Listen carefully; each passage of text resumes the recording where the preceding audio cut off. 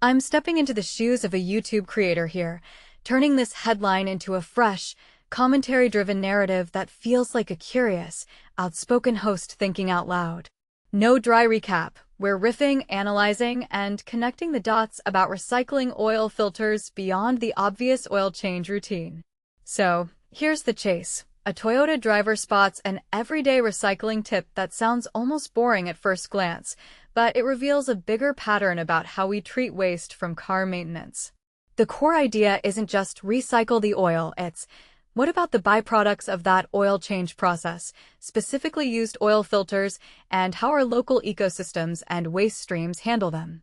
The video in-person moment becomes a window into how small, practical actions can scale when institutions support them. Personally, I think the simple act of asking, "Do you take used oil filters too?" exposes a friction point in how the system handles automotive waste. If you take a step back and think about it, you realize you're not just disposing of a metal shell, you're managing a residual mix of metal, filtration media, and trapped hydrocarbons. That matters. Idea 1. The recycling gap that most drivers overlook. The driver's curiosity about oil filters highlights a gap between what people assume about recycling and what's actually accepted. What makes this really interesting is that many fast, convenient recycling options center on the obvious oil, batteries, tires, but exclude the second-order waste that still carries environmental risk.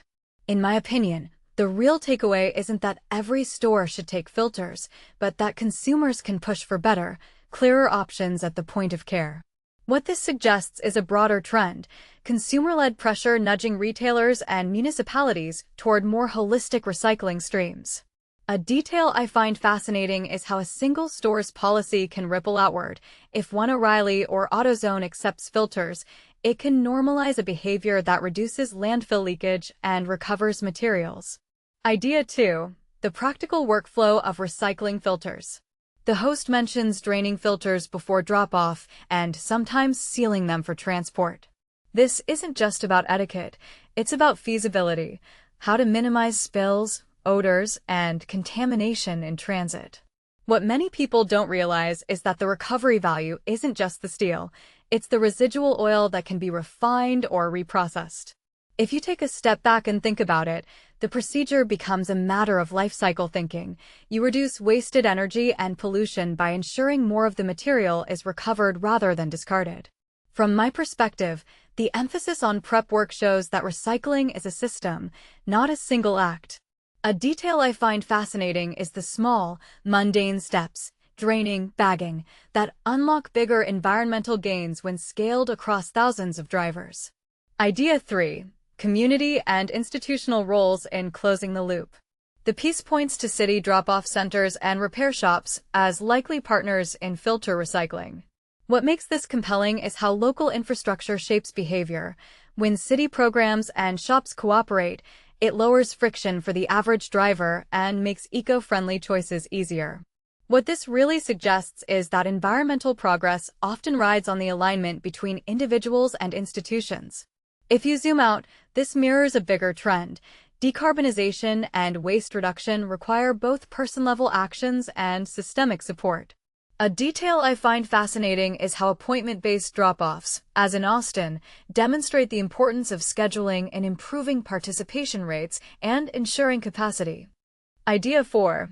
The social conversation around recycling. The video's comments show mixed reactions. Some celebrate the mindset of do what you can, others push back or joke about the scope of the effort. What this reveals is that environmental action often becomes a proxy for personal identity and skepticism about scale. What this really highlights is that tech-enabled communication, TikTok videos, quick tips, can spark a distributed conversation about responsibility. If you take a step back and think about it, the dialogue itself becomes a learning mechanism. People hear different viewpoints, test them, and, ideally, adjust behavior. My opinion is that constructive composting of these discussions moves the needle more than any single tip could. Deeper insight, the ripple effect of small, practical choices. Recycling used oil filters is emblematic of a larger shift. Tiny deeds, when normalized and supported by infrastructure, accumulate into meaningful environmental impact. This raises a deeper question. How much of our daily footprint is governed by the friction of doing the right thing versus the convenience of doing nothing? The answer, I'd argue, lies in reducing friction through policy, store practices, and public awareness, not just heroic individual acts. A detail I find fascinating is how acceptance at the store level changes consumer expectations. Once it's easy to recycle filters, people may extend that mindset to other automotive waste streams, accelerating a whole chain of improvements. Closing thought. If more drivers start asking for every piece of waste from an oil change to be recycled, filters, rags, containers, the market and municipalities will adapt. The big takeaway is simple. Recycling is a process, not a product.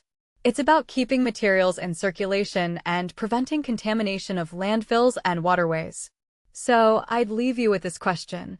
Would you push your local shop to accept used oil filters? And how could you advocate for wider, more consistent policies in your city? What do you think? Would you start asking your service center about used oil filters next time you do an oil change? And what would you want to see happen next in your community to make this easier?